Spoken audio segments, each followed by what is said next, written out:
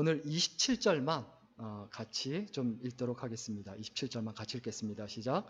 내가 참으로 너희에게 이르노니 여기 서 있는 사람 중에 죽기 전에 하나님의 나라를 볼 자들도 있느니라. 아멘. 오늘은 당신은 희망입니다. 당신은 희망입니다. 라는 제목으로 함께 하나님의 말씀 나누겠습니다. 리처드 브리커너라는 사람이 쓴 소설 중에 망가진 날들이라는 제목의 소설이 있습니다. 거기에 보면 이제 한 구절이 나오는데, 희망은 절대로 당신을 버리지 않는다. 다만 당신이 희망을 버릴 뿐이다. 사실 우리는 희망이 없다라고 얘기를 해요. 그렇지 않습니다. 희망은 항상 있어요. 절망이 있다면 희망도 항상 있기 마련입니다. 그런데 문제는 뭡니까? 우리가 그 희망을 마음에 품지 않고 그것을 버린다는 게 문제죠. 이 소설에 보면 사고로 휠체어에 의지해서 살 수밖에 없는 그 한 청년이 나오는데, 그 주인공이 간병인에게 이렇게 물어봅니다. 내게 미래가 있을까요? 내가 앞으로 나한테 앞날이 있을까요? 근데 그 간병인이 그 말을 듣고 이렇게 대답합니다. 그 친구가 원래 장대 높이뛰기 선수였는데, 장대 높이뛰기 선수로서는 희망이 없죠. 그러나 인간으로서는, 사람으로서는 충분히 희망이 있습니다. 휠체어 신세를 지는 사람이 장대 높이뛰기 선수를 꿈을 꾼다면 그거는 절망이죠.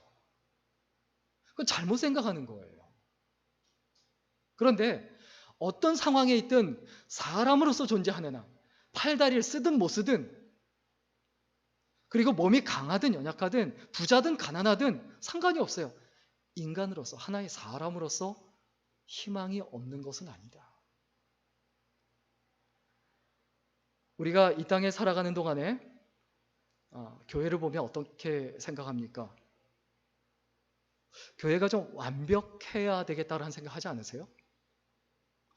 좀 저 교회는 좀 이랬으면 좋겠고, 이 교회는 좀 이랬으면 좋겠고. 근데 완벽한 교회는 절대 존재할 수 없어요. 완벽한 교회는 없어요. 혹시 있으시면 그 교회 가지 마세요. 여러분 때문에 그 완벽함이 깨집니다. 좀 웃자고 하는 이야기지만 완벽한 교회는 없어요. 사람도 마찬가지입니다. 완벽한 사람은 없어요. 자, 완벽한 배우자를 만나고 싶다. 완벽한 사람과 만나서 결혼하고 싶다. 그런 사람을 만나거든 결혼하지 마십시오. 우리 때문에 그분의 완벽함이 깨집니다. 우리는 늘 생각하기를 우리는 완벽한 존재가 아니에요. 그런데 완벽한 존재가 아니라는 것 때문에 자꾸 문제가 뭐냐면 절망을 해요.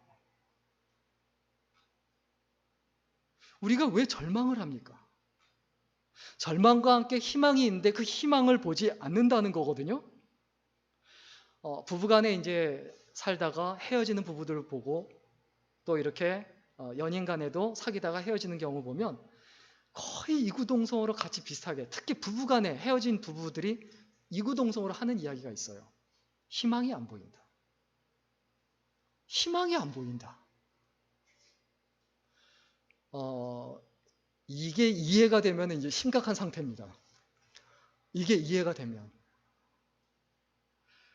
희망은 원래 보이지 않습니다. 희망이 보이지 않는다. 자꾸 그렇게 말하지 마세요. 원래 희망은 안 보이는 거예요. 그래서 희망이라고 말하는 거예요.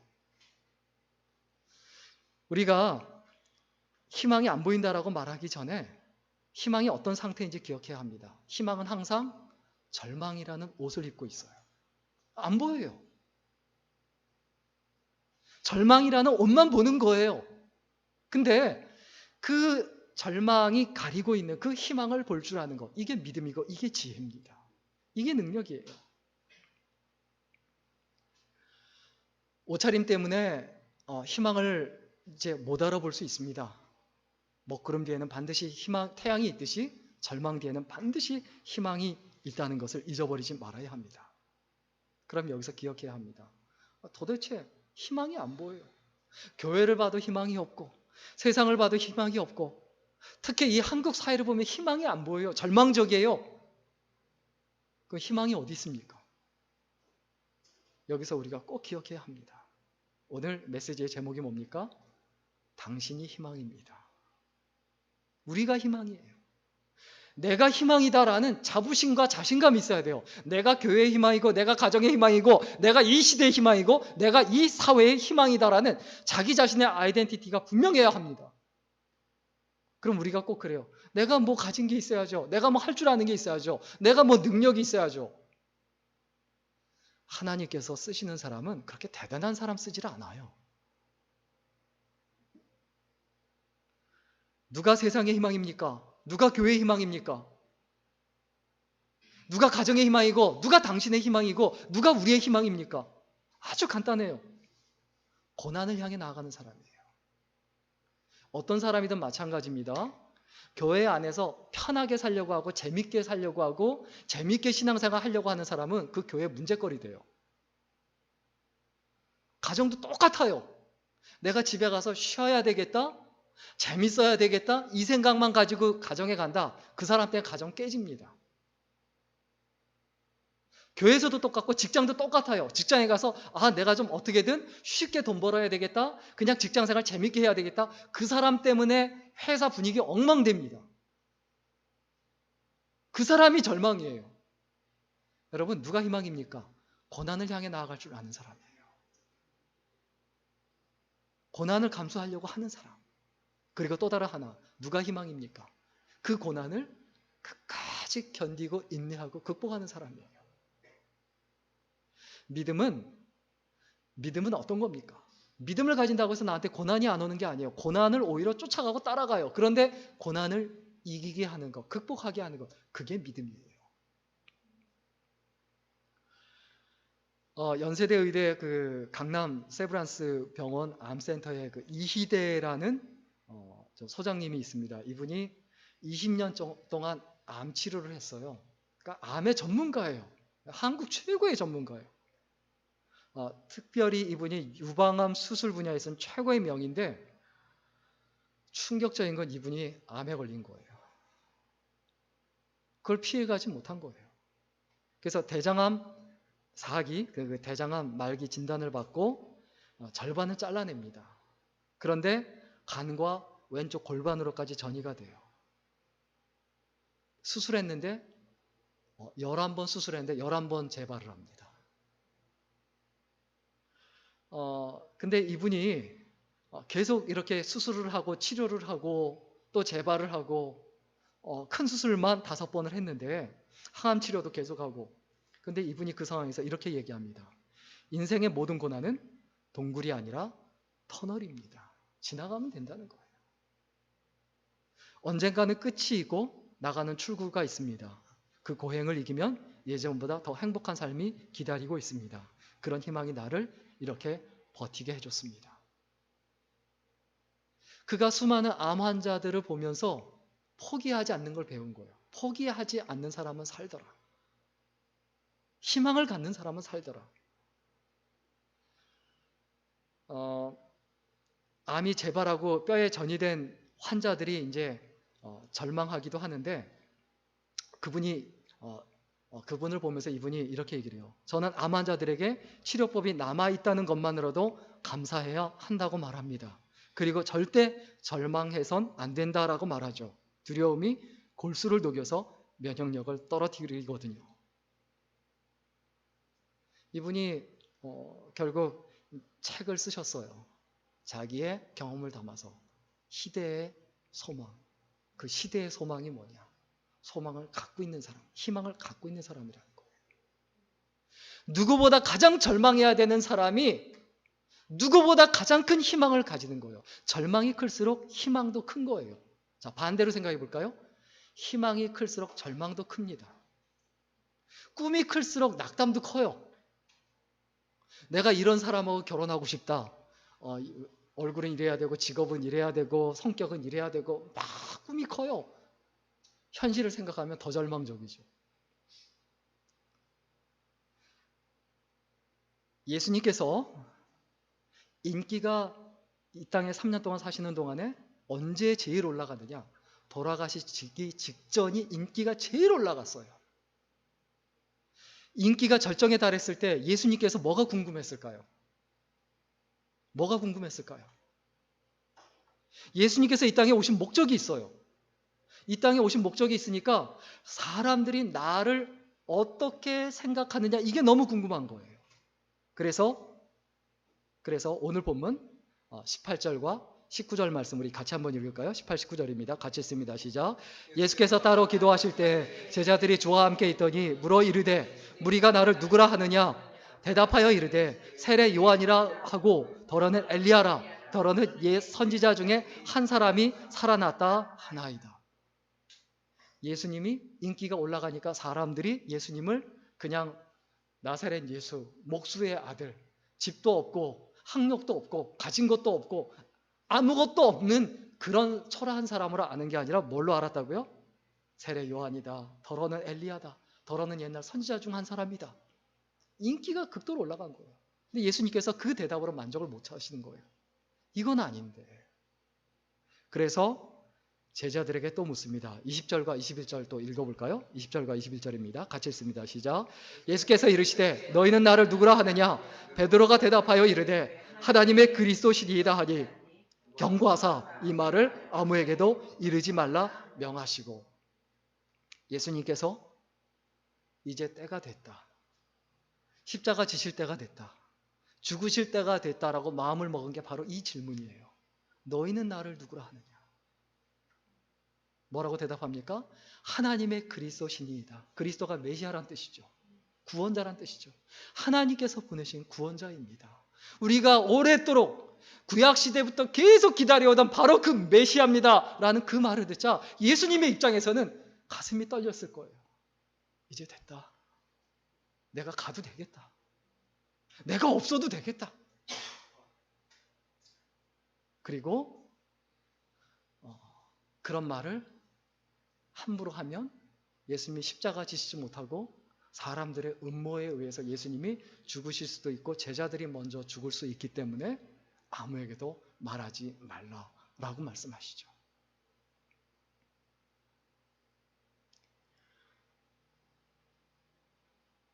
이때 예수님께서 마지막으로, 다른 때는 예루살렘에 올라갈 때 몰래 가셨어요.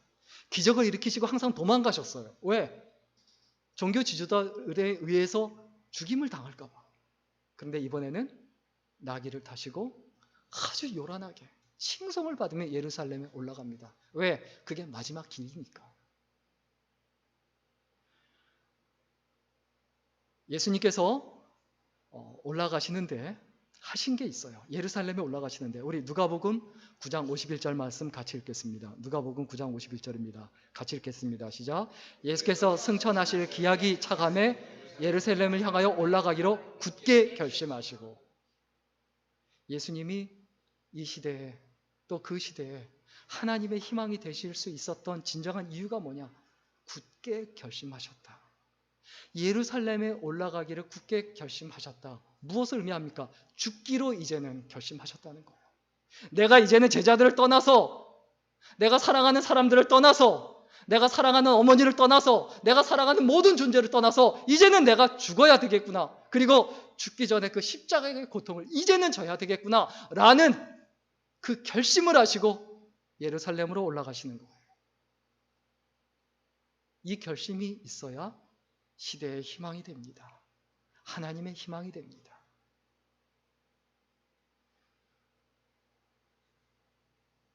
희망은 결심이에요. 희망은 뭐라고요? 결심. 예수님께서 십자가에 죽으시려고 결심하셨어요. 저절로 그냥 끌려가서 죽으신 게 아니고 도망 다니셔도 되고 피하셔도 되고 예수님의 권능과 능력으로 얼마든지 피할 수 있으셨어요. 더 이상 피하지 않고 이제는 제자들이 예수님을 구주로 메시아로 고백을 하니까 죽으시기로 하고 그 예수님의 역할을 제자들이 할 수 있게 된 거죠. 교회가 어떤 교회가 돼야 합니까? 예수님께서 이제 됐다. 너희들이 정말 나를 구주로 알고 고백하는 거 보니까 이제 됐다. 이제 세상을 너희한테 맡겨도 되겠다라는 그 교회가 우리들의 교회가 돼야 합니다.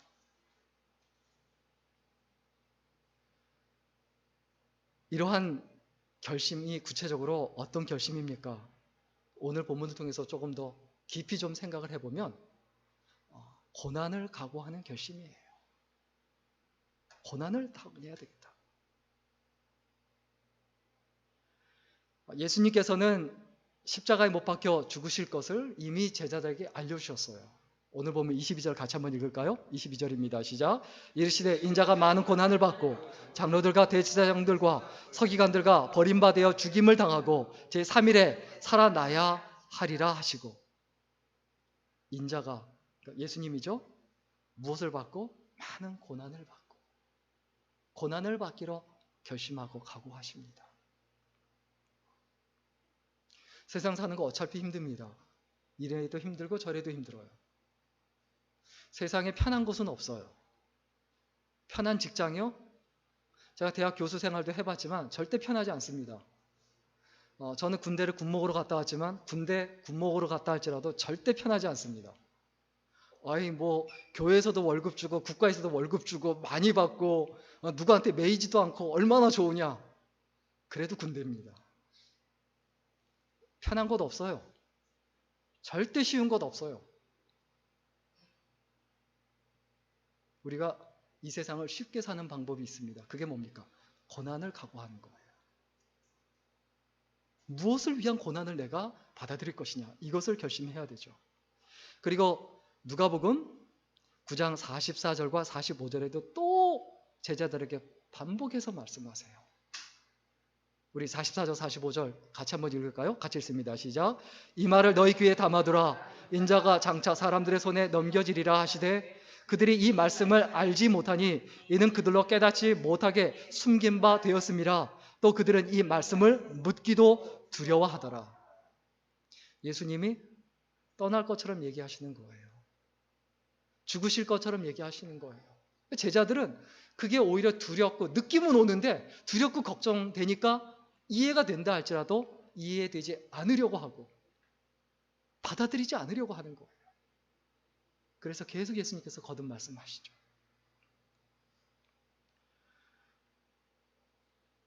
예수님께서 예루살렘을 향하여 가시는 그 마음과 그리고 그 생각을 제자들은 이해를 못합니다.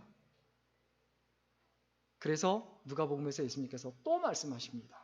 우리 누가복음 18장 31절에서 34절 같이 읽을까요? 같이 읽습니다. 시작. 예수께서 12제자를 데리시고 이르시되 보라 우리가 예루살렘으로 올라가노니 선지자들을 통하여 기록된 모든 것을 인자에게 응하리라. 인자가 이방인들에게 넘겨져 희롱을 당하고 능욕을 당하고 침뱉음을 당하겠으며 그들은 채찍질하고 그를 죽일 것이나 그는 3일 만에 살아나리라 하시되 제자들이 이것을 하나도 깨닫지 못하였으니 그 말씀이 감추었으므로 그들이 그 이르신 바를 알지 못하였더라. 자, 처음에는 가볍게 얘기하세요. 두 번째 조금 더 자세히 얘기하세요. 세 번째는 어떻게 얘기합니까? 채찍질하고 침뱉음을 당하고 구체적으로 얘기하시는 거예요. 그래도 못 알아들어요. 그러나 중요한 것, 예수님께서 말씀하신 것이 무슨 의미인지 예수님께서 떠나신 다음에 아는 거예요. 옛말에 그런 말 많이 하죠. 철들자 망령 난다고. 너무 늦게 철들면 안 되죠. 근데 예수님께서 늦게 철들기를 기다리신 건 맞아요. 왜 그랬을까요? 너무 일찍 철이 들었으면요, 예수님께서 잡혀가실 때 나도 죽겠습니다 하고 그냥 달려들었을 거예요. 아니 자기들을 어떻게 해서 가르치시고 어떻게든 그들을 위해서 사셨는데 괜히 뭐 하루살이가 그리고 나방이 불빛에 달려들어서 죽는 것처럼 그렇게 달려들기 원하십니까? 그러니까 깨닫지 못할 거 알고 계시지만 계속 얘기하시는 거예요. 왜? 머리에 새겨지라고. 나중에 깨달으라고. 그리고 예수님께서 십자가에 못 박히셨을 때 도망가라고.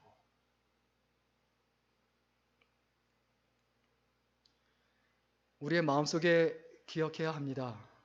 예수님께서는 제자들이 도망갔을 때 십자가 위에서 정말 고통스러우셨을 거예요. 제자들이 배반한 거거든요. 알고 계셨어도 괴로울 거예요. 알고 계셨어도 고통스러울 거예요. 그러나 예수님께서는 그 고통과 그 부끄러움을 개의치 않고 참으셨죠. 히브리서 12장 2절 말씀 같이 한번 볼까요? 같이 읽습니다. 시작. 그는 그 앞에 있는 기쁨을 위하여 십자가를 참으사 부끄러움을 개의치 아니하시더니 하나님 보좌 우편에 앉으셨느니라. 우리가 살아가다 보면 인간적으로 내가 좀 가난해서, 내가 자녀들에 좀 잘 못해줘서, 내가 좀 없이 살아서 좀 부끄러울 수 있어요. 창피할 수 있어요. 그러나 그거 그렇게 부끄러운 거 아닙니다.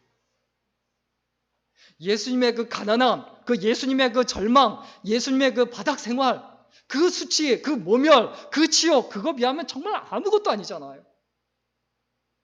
우리가 진짜 언제 힘이 납니까? 예수님의 전능하심, 그 하나님의 그 능력, 그거 생각할 때보다 예수님께서 십자가에 당하신 그 수치와 부끄러움과 그 고통을 생각하면 우리가 살아가는 삶이 훨씬 수월해지고 훨씬 쉬워집니다. 예수님께서 이 땅에 왜 오셨습니까? 예수님은 그 목적 하나만을 분명하게 생각하셨어요. 우리 누가복음 19장 10절 같이 한번 보겠습니다. 누가복음 19장 10절입니다. 같이 읽습니다. 시작. 인자가 온 것은 잃어버린 자를 찾아 구원하려 함이니라. 이 땅에 온 목적이 분명하신 거예요. 이게 분명하니까 뭐 아무려면 어떠냐? 내가 좀 못 먹으면 어떻고, 내가 좀 가난하면 어떻고, 내가 좀 집이 없으면 어떠냐? 제자들이 좀 배반하면 어떠냐? 상처를 안 받으신 거예요. 로마 군병들이 어떻게 하면 뭐 이렇게 하면 어떻고 저렇게 하면 어떠냐? 그 목표가 분명하니까 나머지 개의치 않는 거. 우리는 이 땅에 살아가면서 예수님처럼 신경 쓰지 않는 법을 배워야 돼요. 개의치 않는 법. 그럼 어떻게 해야 됩니까? 인생의 목표가 분명해야 돼요. 사는 이유가 분명해야 돼요. 내가 왜 사느냐가 분명해야 돼요. 내가 왜 죽느냐가 분명해야 돼요. 이게 분명하지 않으면 삶 자체가 낭비가 돼요. 무의미해져요.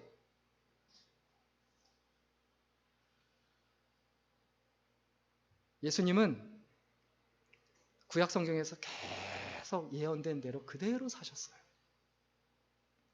이사야서 53장 6절 우리 같이 한번 읽을까요? 같이 읽습니다. 시작. 여호와께서 우리 모두의 죄악을 그에게 담당시키셨도다. 이 예언대로 그 죄악을 모두 담당하셨죠. 그리고 53장 11절에도 같이 읽습니다. 나의 의로운 정이 자기 지식으로 많은 사람을 의롭게 하며 또 그들의 죄악을 친히 담당하리라. 또 5절에도요. 같이 읽겠습니다. 그가 찔림은 우리의 허물 때문이요 그가 상함은 우리의 죄악 때문이라. 신약 성경에도 뭐라고 되어 있습니까? 우리 고린도전서 15장 3절 같이 읽겠습니다. 시작. 이는 성경대로 그리스도께서 우리 죄를 위하여 죽으시고. 우리들 이 땅에 살아가는 동안에 살아간 삶이 분명해야 돼요. 성경대로 살아갈 줄 알아야 돼요. 하나님 말씀대로 살아갈 줄 알아야 돼요. 하나님 말씀이 나를 통해서 현실이 되게 해야 돼요. 예수님께서 이 땅에 우리의 죄를 담당하기 위하여, 우리 죄의 문제를 해결하기 위하여 이 땅에 오셨고 그것을 결심하셨어요. 고난을 당하기로 결심하시고 죄의 문제를 해결해야 되겠다. 하나님의 정의, 하나님의 공의를 내가 책임져야 되겠다. 그것을 각오하고 결심했죠. 우리들도 마찬가지입니다. 우리는 무엇을 결심하고 무엇을 각오합니까? 그리고 마지막으로 한 가지 더. 예수님께서 우리에게 희망이 되실 수 있었던 이유가 뭡니까? 우리의 본보기가 되려고, 하나의 샘플이 되려고 결심하고 각오하셨어요.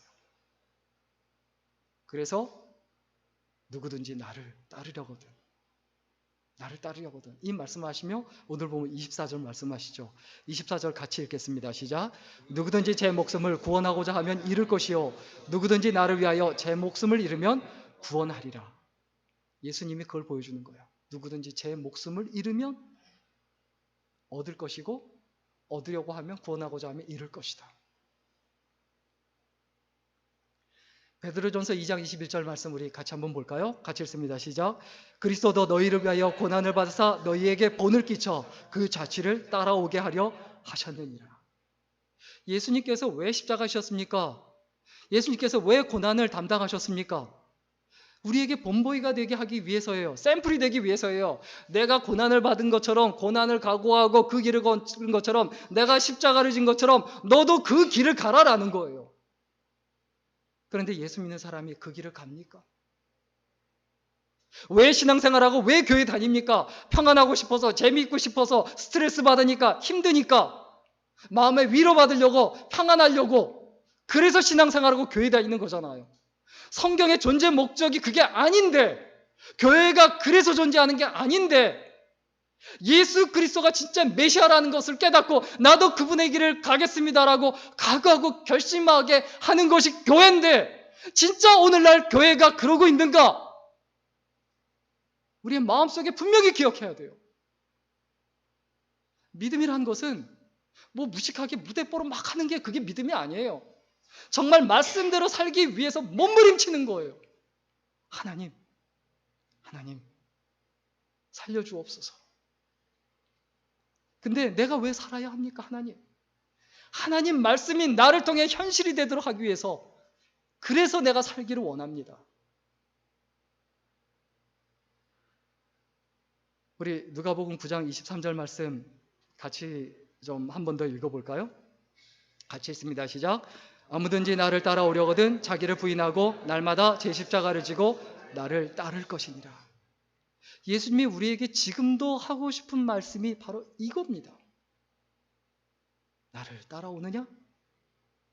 그러면 네가 나의 참 제자고 나를 따라오려거든 날마다, 가끔이 아니고 어쩌다가 아니고 날마다 제 십자가를 지고 나를 따를 것이니라.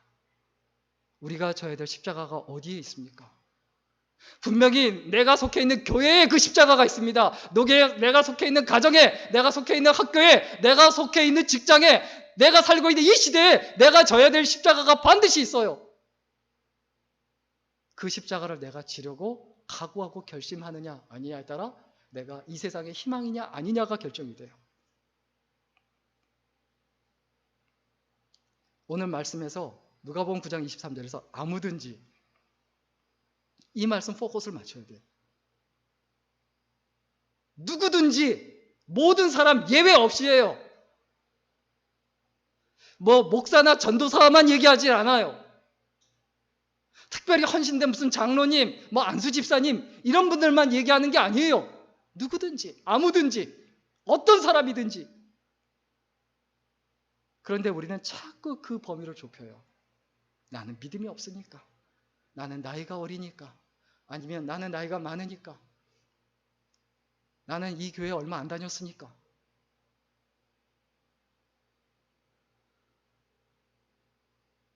우리가 은혜로 구원을 받았듯, 그리고 그 은혜를 값없이 받았듯 그것을 은혜로 값없이 다른 사람에게 주려고 하는 것, 이게 기본적인 삶이죠. 우리 에베소서 2장 9절 말씀 제가 읽어드리겠습니다. 행위에서 난 것이 아니니 이는 누구든지 자랑하지 못하게 함이라.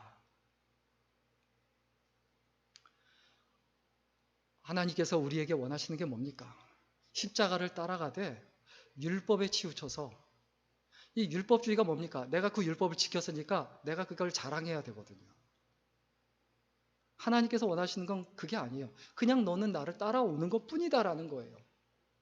왜? 내가 은혜를 입었고 그 은혜에 감사해서 그 길이 가장 행복한 길이니까, 그리고 내 사명이고 내 존재 이유고 가치니까 따라가는 거지, 율법주의처럼 내가 이것도 지켰고 저것도 지켰고 주일도 지켰고 내가 주일 성수도 했고 이런 법도 지켰고 하나님 그러니 나한테 복을 주십시오. 하나의 거래가 되는 거죠. 우리 빌립보서 2장 13절 말씀 같이 읽겠습니다. 너희 안에 행하시는, 같이 읽겠습니다. 빌립보서 2장 13절이요. 시작. 너희 안에서 행하시는 이는 하나님이시니 자기의 기쁘신 뜻을 위하여 너희에게 소원을 두고 행하게 하시다니. 너희 안에 행하시는 이는 누구라고요? 하나님이시니 자기 기쁘신 뜻을 위하여 너희에게 소원을 두고. 무슨 얘기입니까? 하나님의 희망과 소원이 누구라는 겁니까? 우리들이라는 거예요. 내 안에 하나님의 희망이 내 안에 있다는 거예요. 사도행전 14장 22절에 보면 우리가 하나님 나라에 들어가려면 많은 환난을 겪어야 할 것이다 라고 말씀하셨어요. 내가 진짜 하나님의 사람이다, 내가 진짜 하나님의 백성이다, 내가 진짜 하나님의 일꾼이다 라고 말하면 너는 반드시 하나님 나라를 위한 고난을 받을 것이다. 그게 믿음이에요. 여러분한테 좀 소개하고 싶은 그 웹사이트가 있는데 www.persecution.com이라는 사이트가 있는데 크리스천이 핍박받고 박해받는 사례들을 다 여기다 제보를 하고 모아놓는 거예요. 물론 영어로 돼 있어서 이걸 보면서 좀 언젠간 좀 이 사이트를 좀 번역을 좀 해서 소개를 해야 되겠다 이런 생각이 드는데 수많은 사람들이 하나님 나라를 위해서 핍박 가운데 있고 고난 가운데 있어요. 생명을 걸고 예수 믿고 있어요. 그런데 우리는 문제가 뭡니까? 너무 편하게 예수 믿는 거예요. 너무 편하게 예수 믿는 거예요. 우리가 무엇을 배워야 합니까? 희생과 헌신을 배워야 돼요. 희생과 헌신. 시편 110편 3절에 있는 말씀 보면 주의 권능의 날에 주의 백성이 거룩한 옷을 입고 즐거이 뭐하니? 즐거이, 여기 헌신, sacrifice예요. 즐거이 뭐한다? 희생한다. 즐거이 뭐한다? 고난당한다. 내가 기쁨으로 즐거움으로 내가 희생하지 않고 헌신하지 않으려고 한다면 진짜 하나님의 백성인가? 진짜 하나님의 사람인가? 진짜 하나님의 백성으로 마음이 하나님 앞에 거듭난 사람인가에 대한 심각한 고민을 해야 돼요.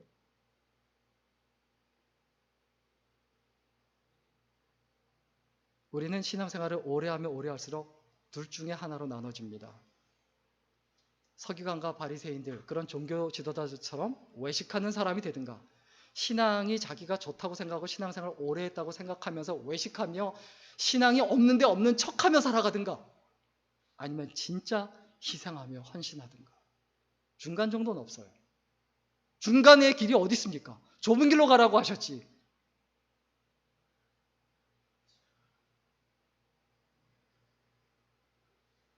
마지막으로 좀 소개를 하고 싶은데 로마서 5장 3절부터 5절 말씀 같이 읽겠습니다. 로마서 5장 3절에서 5절입니다. 같이 읽습니다. 시작.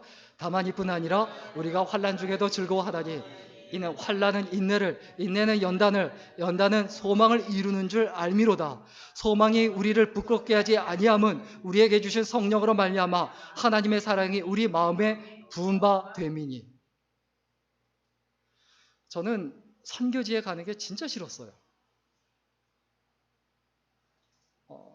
아버지가 일찍 돌아가시고 고생하며 살았기 때문에 선교지 가서 고생하는 게 끔찍하기 싫었습니다. 근데 울며 겨자 먹기로 한번 좀 스승님이 있는데 필리핀의 섬에 가모티스라는 섬에 선교지를 끌려갔습니다. 울며 겨자 먹기로. 갔다가 거기서 진짜 저 어떻게 보면 제 2의 거듭남이 거기서 있었어요. 내가 잘못 생각했구나. 그 선교지가 가고 싶은 거예요. 그 다음부터 그 아이들이 보고 싶은 거예요. 어떤 마음이 드냐 하면 내가 내 아이들을 거기다 놓고 온 것 같은 느낌이 드는 거예요. 그 다음부터. 그럼 내가 어떻게 해야 되겠는가? 우리 예수 믿는 사람이 선교사로서의 기본적인 마인드가 있어야 되죠. 그런 말 무지하게 많이 하죠. 예수 그리스도가 없는 마음마다 선교지이고 예수 그리스도가 있는 마음마다 선교사다. 그래서 우리는 둘 중에 하나가 되어야 된다. 보내는 선교사가 되든 보냄을 받는 선교사가 되든.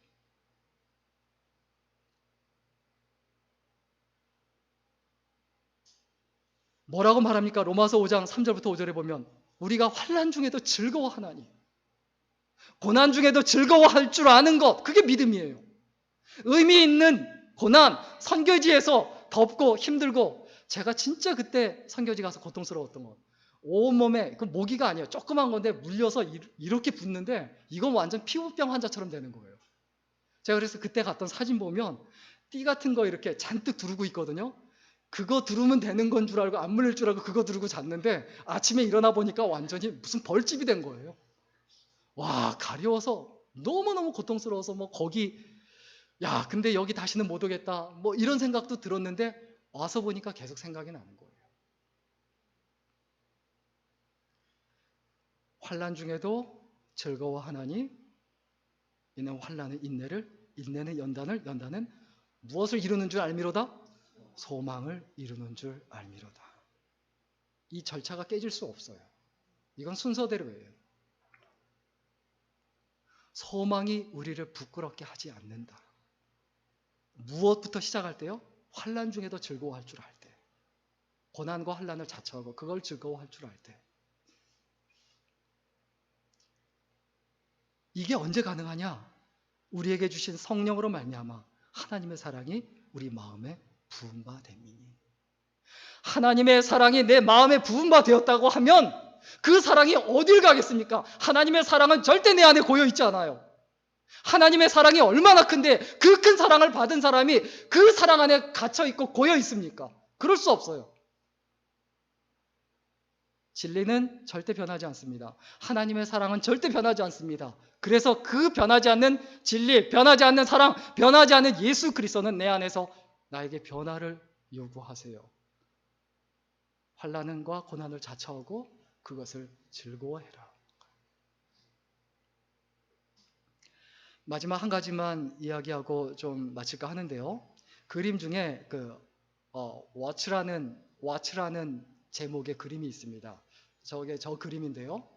눈이 안 보여. 앞이 안 보여서 붕대로 감고 있고, 그리고 하프를 이렇게 하나 들고 있는데, 이제 자세히 보시면, 이제 그 다음 사진을 보시면, 자세히 보시면 하프의 줄이 다 끊어지고 딱 하나밖에 안 남았어요.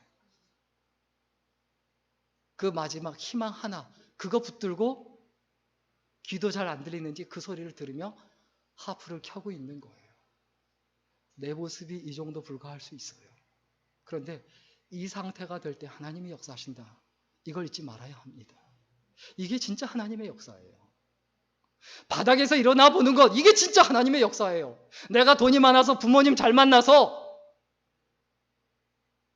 내가 이것저것 환경과 여건이 잘 돼서 그래서 잘 먹고 잘 살고 그래서 조금 편하게 예수 믿고 편하게 살아가고 이게 복을 받은 게 아니고 저 절망적인 상황 가운데서 정말 하나밖에 없는 줄 하나, 귀도 잘 안 들리고 앞도 안 보이는 그 상황 가운데서 그 소리에 귀를 기울이고 그리고 그 소리를 내기 위해서 그리고 나의 삶에서 그 소리가 나는가? 하나님이 기뻐하시는 그 소리가 나고 있는가? 내가 진짜 옳은 소리를 내고 있는가? 내가 진짜 바른 소리를 내고 있는가?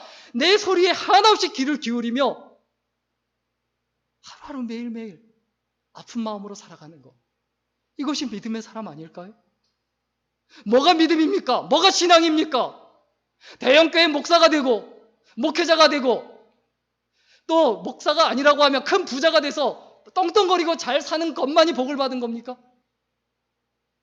그것도 복일 수도 있지만 가난한 것도 복이에요. 모든 것이 복이에요. 모든 것이 하나님의 은혜예요. 모든 것이 하나님의 사랑이에요. 하나님의 사랑이 아닌 것은 없어요. 건강해도 하나님의 은혜고 건강하지 못해도 하나님의 은혜고 내가 머리가 좋아도 머리가 나빠도 내가 어떤 가운데 있든지 간에 나는 하나님의 은혜 가운데 있고 하나님의 사랑 가운데 있고 나는 죽음 이후가 보장된 것이고 나는 죽음 이후에 하나님 앞에 섰을 때 부끄럽지 않고 싶다. 그 마음과 자세를 가지고 매일매일 한음 틀리지 않도록 하나님께서 기뻐하시는 소리를 내려고 정말 몸부림치는 것, 이게 믿음 아닐까요?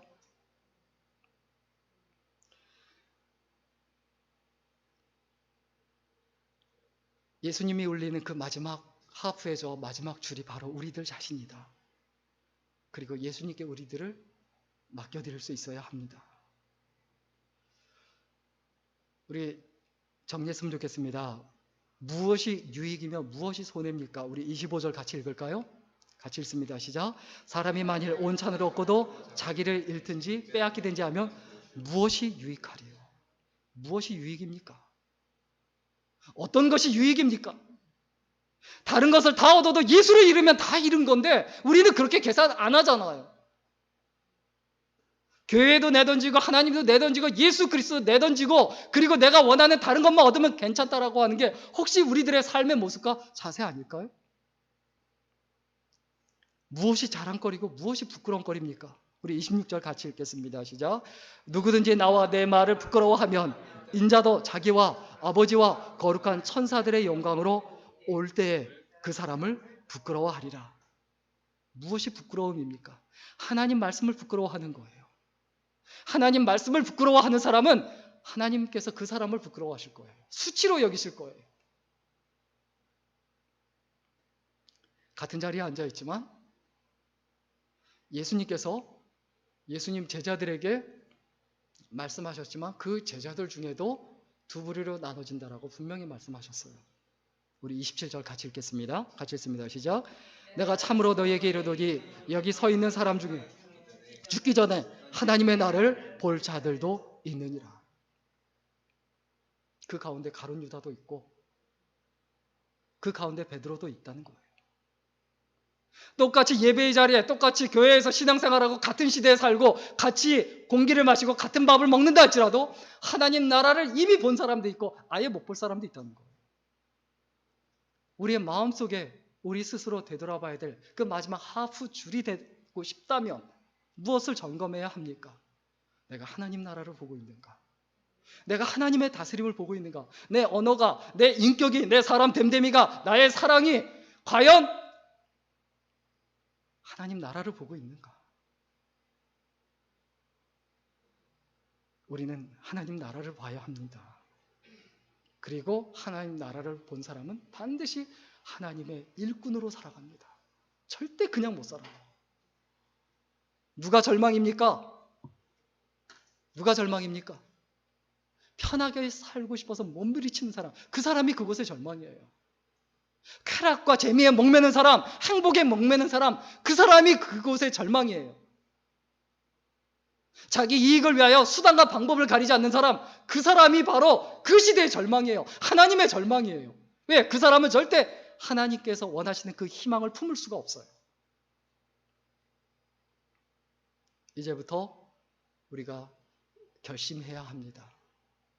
십자가를 향한 결심을 해야 돼요. 내가 십자가의 길을 가겠습니다. 우리의 이러한 결심은 눈에 보이지 않아요. 그러나 눈에 보이지 않지만 그 결심이 우리를 가정과 교회 그리고 이 시대에 희망이 되고 그리고 이 시대를 살린다라는 것을 잊어버리지 말고 나는 하나님의 희망이고 교회의 희망이고 이 시대의 희망이라는 사실을 잊지 말고 믿음으로 담대하게 살아가는 은혜가 있기를 주의 이름으로 간절히 축원합니다. 기도하겠습니다. 살아계신 하나님, 이 시대에 희망으로 예수님께서 사셨고 또 예수님께서 이 시대의 희망으로 사셨대 우리들에게 이 시대의 희망으로 살기를 원하셔서 십자가의 참 본을 보여주시고 죽기까지 복종하고 순종하셨대. 우리들도 그 본을 받아서 생명 다하는 그날까지 예수쟁이답게 살아갈 수 있도록 축복하시고 인도하여 주옵소서. 그래서 언젠가 우리의 호흡이 끊어질 그때 하나님 앞에 섰을 때 잘했다 착하고 충성된 종아 네가 주인의 즐거움에 참여하리라 라는 하나님의 사랑과 은혜를 입는 복된 삶이 되게 하여 주옵소서. 예수님의 이름으로 기도드렸습니다. 아멘.